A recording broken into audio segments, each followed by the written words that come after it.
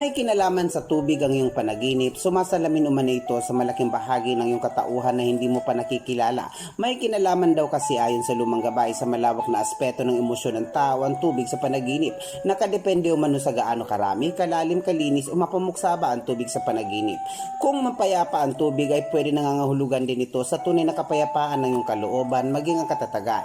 Kapag ang panaginip naman ay tungkol sa baha, posibleng umanong sumasalamin ito sa malaking pagbabago sa emosyon na hindi mo pa handang harapin, maging ang pagkakaroon ng posibleng pangyayari na may kinalaman sa pagkakasakit ng ilan sa mahal sa buhay o kaya pagkakaroon ng problema o suliraning pampamilya.